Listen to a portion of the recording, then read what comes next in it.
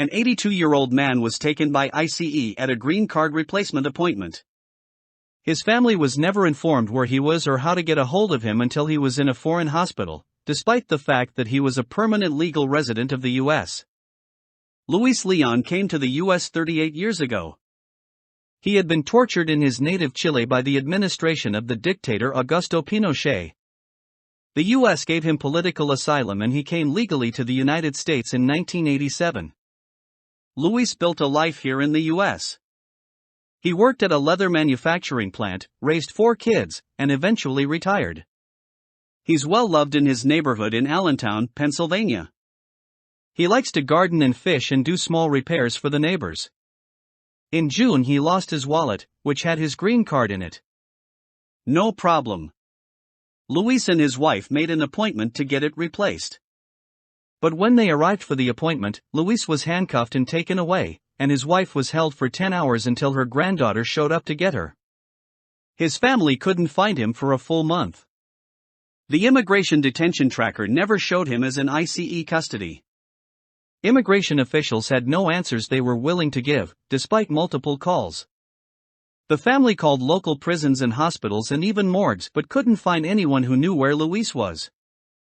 A relative in Chile called the family yesterday to let them know that 82-year-old Luis was now in a hospital in Guatemala, apparently deported to this country by the U.S. government, though ICE still won't even confirm that Luis showed up for his green card replacement appointment, let alone that they had him in custody and deported him.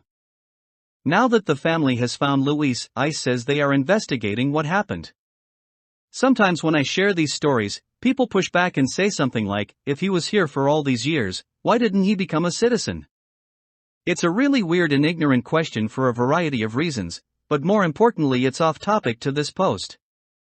So before we change subjects to why someone might not get their U.S. citizenship, let me pose a few counter questions. Do you think legal permanent resident of the U.S. should be taken into custody at what should be a normal administrative appointment?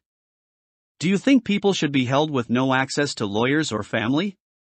Should permanent legal residents be deported to a country other than their home country and put in a hospital without ever informing family or legal representation?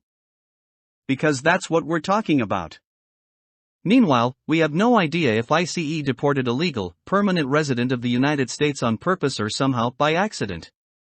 Certainly since ICE's tripled quota for arrests they've had a lot more mistakes. And I'm not just talking about the more famous moments, like administrative errors that involve illegally deporting someone to El Salvador. We also have things like a U.S. Marshal being mistakenly detained by ICE.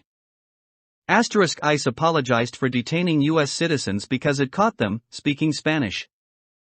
ICE claims assaults against agents had increased between 500 to 700% but then released statistics that showed, despite the huge increase in ICE arresting people, ICE's own self-reported stats of assaults barely increased at all.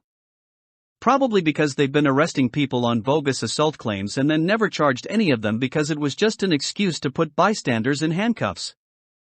ICE accidentally sent a 15-year-old to the Everglades concentration camp because they didn't verify his age or identity.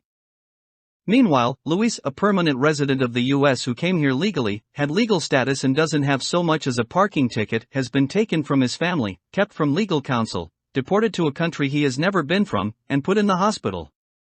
Why? Because he lost his wallet.